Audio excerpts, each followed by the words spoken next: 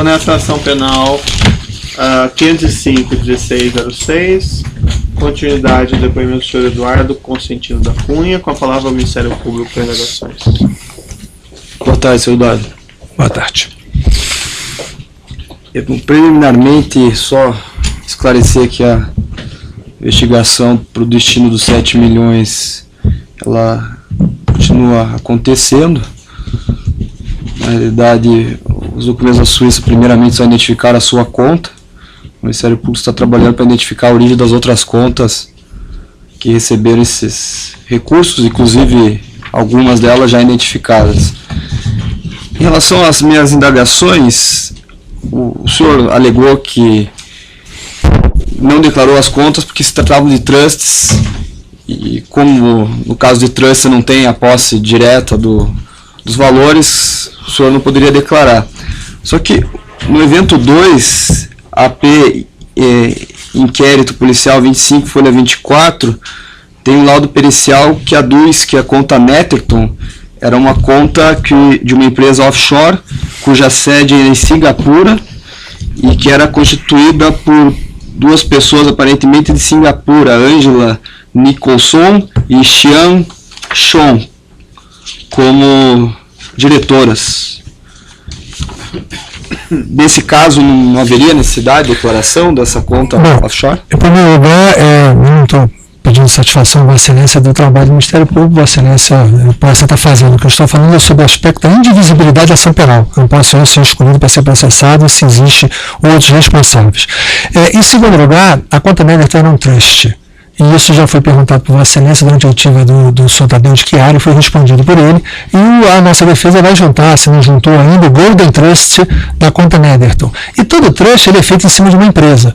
O fato de existir uma empresa não significa que não exista um trust. Ela se transforma em trust mediante a sua destinação. Então não há necessidade, porque a Netherton é um trust à semelhança da Orion e à semelhança da Triumph, e será juntado o Golden Trust para a defesa. Certo.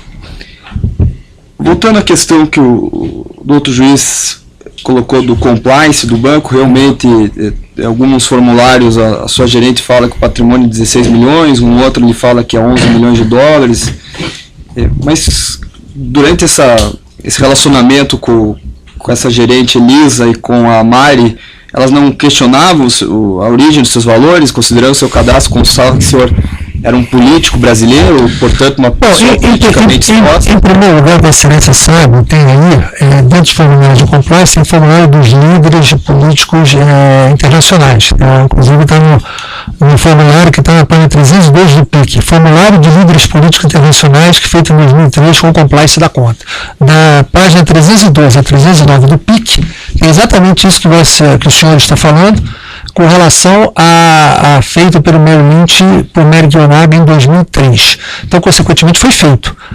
Obviamente, quando eles fazem isso, há sempre entrevistas constantes. A Merrick Yonaga, como me conhece há 20 e tantos anos, quase 30 anos, certamente ela já faz isso há muito tempo. Então ela conhece a origem, conhece as minhas atividades, e a partir daí ela mesma passou a ser referência quando foi para a Suíça. A transferência para a Suíça foi orientada por ela, foi acordada por ela, foi, digamos assim, corroborada por ela. Não foi, eu diria até que não foi nem espontânea, eu diria que foi compulsório. Certo. Outra indagação que o Ministério Público tem, consta também nesse mesmo laudo pericial que eu referenciei, o senhor indicou o endereço de Nova York para correspondência porque os Correios brasileiros não eram seguros. Se Vossa Excelência viu o formulário, não tem assinatura minha nesse formulário, eu não indiquei nada. O que existe é o formulário anterior que se eu não me engano, não sei qual é a página do PIC que está, que fala que as correspondências têm que ser guardadas. E aí eles mesmo colocam na tradução do documento, nesse formulário anterior a esse aí, que se Vossa Excelência insistir, eu posso tentar procurar, porque eu só estou aqui com as contradições. O senhor, então, não foi o senhor que passou essa... Não fui eu. Esse endereço de correspondência é o endereço da Merrick Yonaga. Ela colocou o próprio endereço e colocou, e não tem, esse formulário não é assinado por mim. E no formulário anterior que fala, diz que as correspondências têm que ser guardadas e que tem que ser colocado, que tem que ser orientado ao cliente para ter uma caixa postal em Nova York. Então foi dada, ela mesma deu a própria caixa postal dela. Essa informação foi preenchida por ela, eu não tive conhecimento e não tenho minha assinatura. E eu não faria isso. Eu optaria por não ter a correspondência, que seria muito mais fácil. Certo. Em relação ao e-mail, quem que é Carlos Trivoli? Foi feito com o banco e com o trust, eu não sei o que, foi o nome que eles escolheram na hora e colocaram, entre eles fizeram. Eu só tinha senha de acesso. Essa conta foi criada pelo senhor ou foi criada pelo... Foi criada em conjunto, numa dessas reuniões, eles criaram, foi criado pelo banco, pelo operador do banco, pela gerente do banco, foi criado junto com ele, no Hotmail e e-mail, o endereço ficou com a senha, eles ficaram com a senha e formularam a senha. Foi isso. Não seria mais fácil o senhor utilizar o e-mail que o senhor já detinha, o e-mail funcional da Câmara, os deputados? A coisa é muito simples, não fui eu que tive essa iniciativa. Essa iniciativa se deu, como eu falei, apenas em 2012, em junho de 2012, muito em função desses depósitos correspondentes na Oreo, e que eu levei muito tempo para ter o conhecimento, até a confirmação, e o banco convencionou que era bom ter uma forma de contato para uma situação emergencial. E a situação emergencial se deu a partir daí, e por causa disso eles criaram. Foi a opção deles, tinha que ser uma senha, um e-mail que eles tivessem acesso. Obviamente que eu não queria que eles tivessem acesso com a minha senha no meu e-mail pessoal. Então, o e-mail dessa finalidade feito, cuja utilização e senha se detinha entre o banco, entre mim e entre o trustee. Era um e-mail compartilhado. Era um e-mail compartilhado. Utilização compartilhada. Certo. Tem uma outra questão aqui em relação a Elisa Mailos, um e-mail enviado no dia 8/7/2015, para o Carlos Trivoli, ctrivoli0987@hotmail.com, em que ela pergunta da informação do último pagamento feito por Bell. Não sei o que é. Eu não respondi. A partir desse momento que houve o bloqueio das contas e que eu fui comunicado, eu acessei o e-mail somente uma ou duas vezes. E acessei até mesmo para poder saber se já tinham desconectado o e-mail, para poder, até era o caso, desconectar. Optei por não fazê-lo, porque poderia ser importante para a prova posterior se houvesse algum tipo de processo, seja na Suíça, seja aqui no Brasil. Então optei por não fazê-lo, por não apagar, poderia perfeitamente ter apagado, não o fiz, porque eu optei por deixar, mas eu não respondi, então eu não sei o que é. Entrei apenas uma ou duas vezes, e a última vez que eu entrei foi essa que está colocada lá no dia 26 de outubro de 2015. Certo. Essa oportunidade, o senhor comentou no início do interrogatório que possivelmente o senhor pegou emprestado o notebook do seu... Não, iPad. Acho porque o meu escritório, Casey, é meu assessor da Câmara, mas ele começou a trabalhar comigo depois de 2012. Ele não tem nenhuma responsabilidade na confecção do e-mail. Ele não fez absolutamente nada. Apenas a minha internet é muito fraca no meu escritório do Rio de Janeiro e, efetivamente, naquele momento que eu acessei, era um dia que eu estava no Rio de Janeiro, já verifiquei. Consequentemente, eu utilizei o iPad dele, que talvez tivesse com uma conexão de internet em condições de acessar, que eu não estava conseguindo acessar através do meu computador. E qual que era o endereço desse seu escritório? NIMP 150, sala 3201. Que aqui, de acordo com a Microsoft, o acesso do case foi na Rua Malheiros, 76, Pavuna, Rio de Janeiro. Não sei, não tenho condição de dizer. Né? Certamente eu não estava na Rua Malheiros. E nem eu pedi para ele fazer qualquer tipo de acesso. O senhor não pediu jamais para ele acessar? Não, eu nem sabia como acessar, ele não tinha esse conhecimento. Esses valores que abasteceram essas contas dos trusts no exterior, o senhor alega que um dinheiro que já estava lá há mais de 25 anos, correto? Correto. Eu dei as origens das contas. Eu citei aqui a conta do Kobe, no Merrill Lynch, cuja referência era 20, que tinha um trust, como eu falei, que era diferente, era o Dani Trust, que esse trust era o beneficiário da conta, não era o trust da conta, ou seja, tinha um trust para efeitos único e exclusivamente do patrimônio, no caso do benefício da minha morte. Depois eu citei a conta do Delta Bank Kenya, a conta Norvale 10762, e citei as contas do Merrill Lynch, da Oreo e da Trumf, que um AGO 3163, 16503W78 e uma conta anterior do Merrill Lynch anterior ao Trumf, que era da Glorieta, que eu não tenho um número exato, eu não consegui acessar, mas eu posso perfeitamente ainda obtê-lo. Ok. Mas esses valores inicialmente em Nova York, eles alguma vez foram remetidos do Brasil para o exterior? Nunca.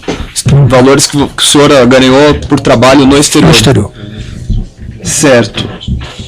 Tem agora, em relação à imputação de corrupção passiva, e até questionamento da defesa da prática do ato de ofício, o senhor pode nos explicar como funciona a administração pública federal em relação aos denominados sistema de indicação política para cargos públicos, distribuição de cargos no governo federal para partidos componentes da base? Eu praticamente já expliquei com relação a esse fato aqui na pergunta do excelentíssimo senhor juiz, mas eu repito com o maior prazer. O que eu disse é que no momento que eu sou deputado federal, fui deputado federal por 4 mandatos.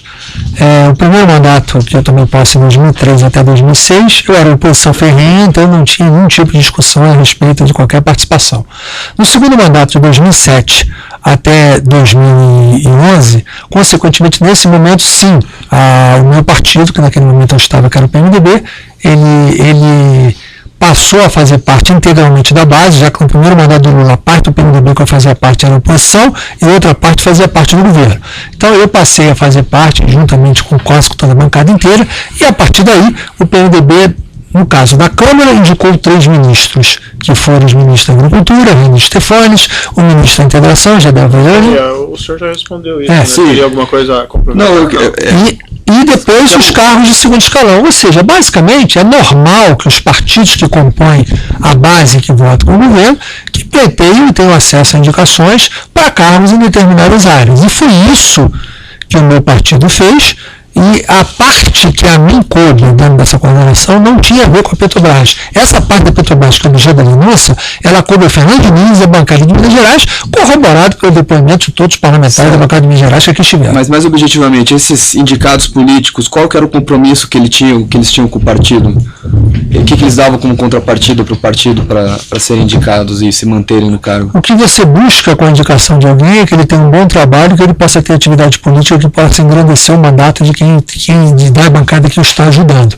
Então, o exemplo clássico disso aí que eu falei aqui, nesse caso da bancada de Minas Gerais. A bancada de Minas Gerais buscava o desenvolvimento do gás, da GasMig. Por isso é que eles pediram a diretoria de exploração. Depois, pela circunstância política, acabaram com a Internacional. Não sei o que eles vão fazer com a Internacional. Enfim, são coisas, circunstâncias diferentes. O nosso caso da bancada do Rio de Janeiro, a gente tinha Furnas com uma presença muito forte no Estado, empregadora de mão de obra, então tinha interesse político, tinha construções em andamento de Furnas para gerar energia no Estado. Enfim, você busca atividades públicas em que você possa ter benefícios políticos do exercício do mandato. Então, eu posso falar isso muito claro, porque eu, quando fui presidente da Telerge, eu tinha o apoio dos parlamentares na época. O que os parlamentares me pediam na época? Que eu pudesse instalar telefone o máximo que eu pudesse, que eu extravasse o plano de expansão, que eu levasse a telefonia celular com o maior número de espaço. Essas questões foram apuradas na Operação Lava Jato, da necessidade de pagamento de percentuais do contrato, de propinas para os políticos e agentes públicos da Petrobras. O senhor, no seu exercício de cargo de deputado federal, o senhor tomou conhecimento, alguma vez, alguma conversa? Não, eu não tomei conhecimento, e para deixar bem claro, com relação à Petrobras, menos ainda com relação à Petrobras. Normalmente, o que você procura fazer é que os parlamentares, sempre os parlamentares dos partidos, buscam no partido auxílio para sua campanha eleitoral via o partido na época da campanha eleitoral. É essa forma que a gente sempre assistiu. Essa de receber participações de qualquer tipo de negócio eu nunca vi. E não vi na Petrobras, e tampouco com relação a esse caso específico, com relação à bancada, nem com a bancada de Minas Gerais, nem com outra que eu conheça. Nesses 25 anos, o senhor nunca internalizou nenhum valor dessas contas? Não. O senhor nunca quis usufruir o dinheiro no Brasil? Qual que é a razão? Eu utilizava os recursos, primeiro os recursos patrimoniais, e esses recursos patrimoniais que existiam, eu buscava, de uma certa forma, ter como aplicação. Eu usava basicamente em consumo, em viagens ao exterior muitas vezes eu usei, e fora disso eu usava. Certo. Depois é que houve outros momentos, enfim, há vários momentos dessas situações, mas todas as situações eu avisava como se fosse uma caderneta de poupança, e nunca com o objetivo de poder utilizar deles. Certo, mas duas questões, excelência, já me caminhando para o encerramento. O senhor Felipe Diniz, o senhor comentou que depois da morte de Fernando Diniz, o senhor passou a ter o contato com o Felipe Diniz para cobrar esse... Não é para cobrar. O meu contato com o Felipe Diniz foi muito maior do que cobrar. Eu não tive contato para cobrar. Eu tive contatos periódicos para ajudá-lo, para assisti-lo. Ele buscou em mim, digamos assim, um apoio para a situação difícil que ele estava vivendo, ele e a família dele, pela desorganização, pelo desconhecimento que ele tinha das coisas todas. Eu o orientei muitas vezes na forma que ele podia buscar resolver os problemas dele. Então ele teve um aconselhamento comigo, eu tratei quase como se fosse não vou dizer um filho, porque a idade dele não é tão grande, mas eu tratei quase como se fosse uma pessoa da minha família, pela consideração que eu tinha do Fernando Diniz. Acima de tudo, eu era muito amigo do Fernando Diniz. A morte dele me impactou muito. Se eu tivesse que perder apenas o dinheiro que eu tinha colocado para ele, em função da morte dele, a perda teria sido a menor possível. Para mim, a perda maior foi a morte dele, quem eu era muito ligado. Então, consequentemente, eu quero lhe dizer que eu tratei ele e procurei saber se ele estava precisando de ajuda, não para cobrar. Cobrar é uma consequência do processo. Ele tinha condições, recuperando o patrimônio do pai dele, e se as coisas que estavam combinadas com o pai dele pudessem ser cumpridas, ótimo. Mas se ele dissesse que não podia, eu rasgaria o documento e abriria a mão de qualquer coisa da dívida. Certo. E o senhor comentou que tinha conhecimento que o pai dele tinha uma casa no Lago Sul, no nome de uma offshore. Não, conhecimento não. Eu tinha certeza, e isso inclusive foi corroborado em depoimentos aqui, a casa onde ele recebia. O senhor não achou estranho o fato de ele ser parlamentar, ter uma casa no nome de uma offshore? Ele tinha conta no exterior com a aplicação da Madoff. Eu não perguntei como é que era, eu não conhecia o imposto de renda dele, não tinha obrigação de fazer. Cada um que responde pela sua forma de obter a vida. A forma como ele obteve o patrimônio dele, caberia a ele explicar e não a mim. Então ele era meu amigo, eu sabia da situação, sabia de tudo, sabia que ele tinha casa com offshore, sabia que ele tinha conta com a aplicação da Madoff e sabia que ele tinha mais patrimônio, que eu não sei se o filho dele conseguiu recuperar. Certo. E o senhor João Augusto Henriques? O senhor, então, nunca teve nenhuma tratativa com ele pessoalmente, em sua casa, por telefone? Foi... Seu João Augusto Henrique, tratativa com o seu João Augusto Henrique, eu não tive nenhuma. Tratativa nenhuma. Certo, estou satisfeito, excelência, agradeço. O assento de acusação tem informações? Sim. O defesa do próprio acusado tem questões? Sim, excelência. Sim. Talvez puxar um pouquinho.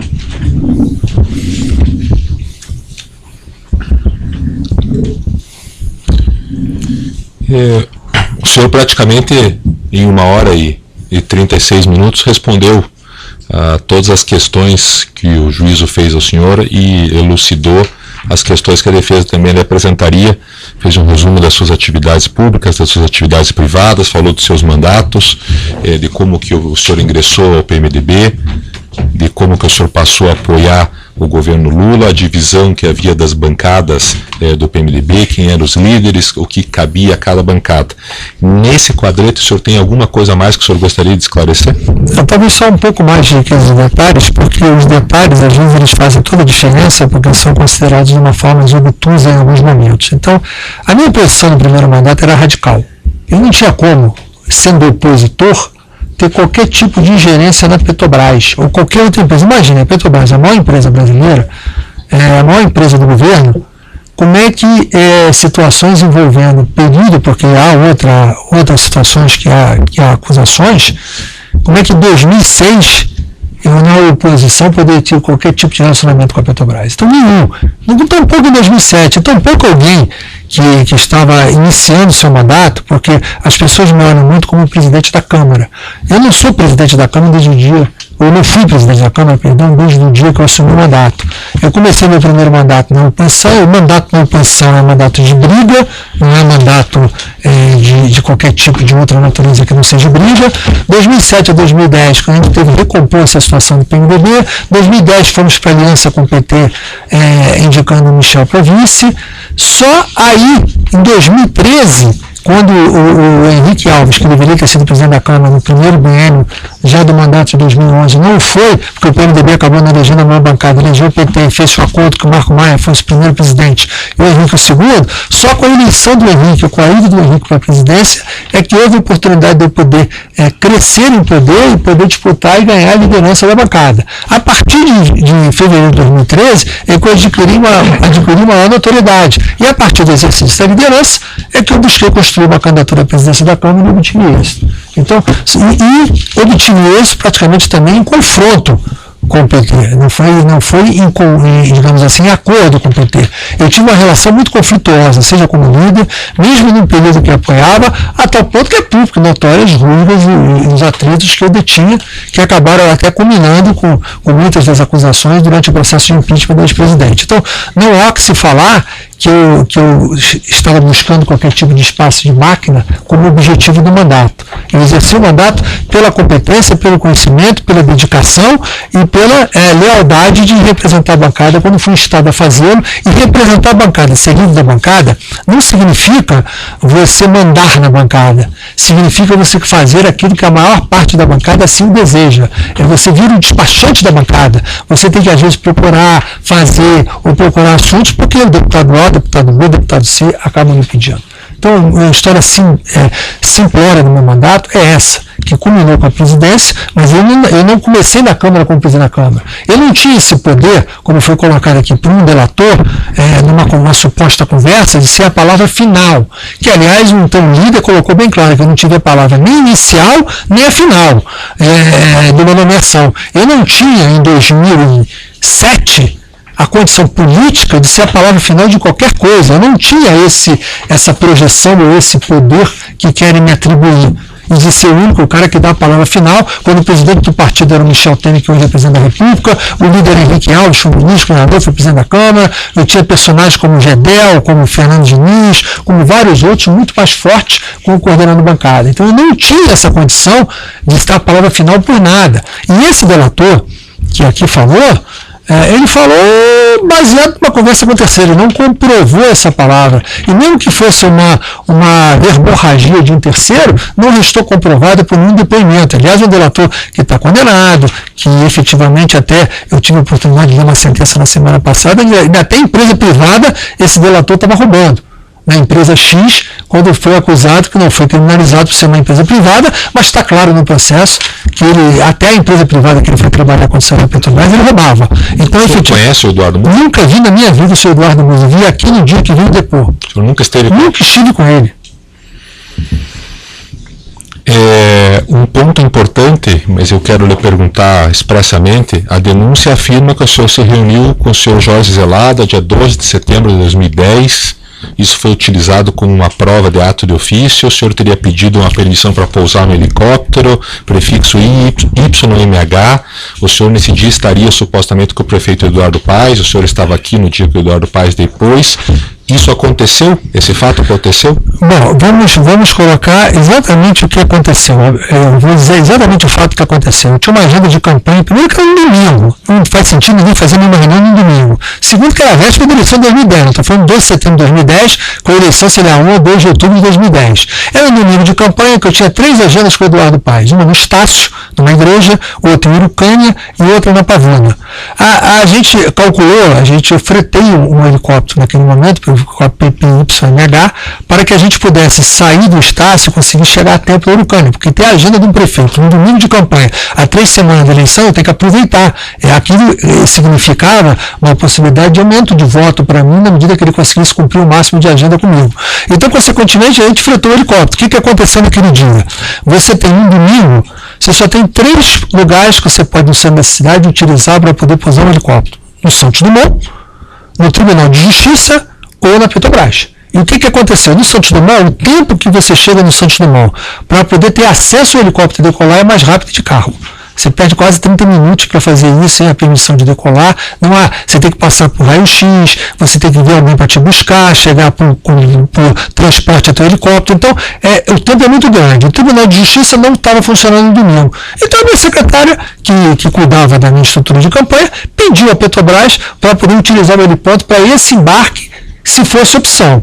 Ocorre que na hora que a gente saiu do Estácio, o Eduardo Paes, que tem muito medo de helicóptero, ele falou, não, vamos de carro mesmo que a gente atrasa, eu fico mais tempo com você, esquece esse negócio de helicóptero. Nós fomos de carro.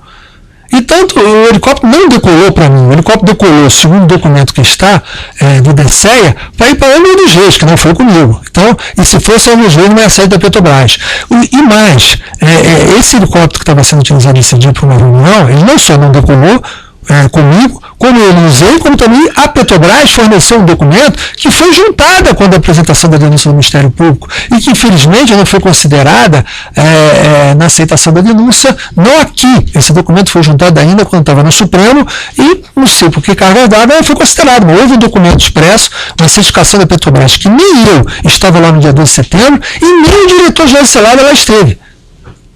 Então não pode ter havido uma reunião de fantasmas num domingo de campanha eleitoral. Então é uma afirmação absolutamente atípica, maldosa, que poderia ser perfeitamente comprovável, e se tivesse visto o documento que eu juntei na época da constituição da denúncia, não faria parte nem do voto do eminente relator naquele momento. Um segundo ponto é relativo à questão das contas. O senhor tinha conta no exterior? As contas no exterior, que eu já falei, eu detinha as contas, houve contas e depois houve trustes. As contas, elas advêm no período de mais de 25 anos. Essas contas que eu detinha, elas foram apenas em duas instituições financeiras, no Delta Bank e no Merrill Lynch. Merrill Lynch, que depois virou o juros de Barra, o Merrill Lynch Banco Suíço.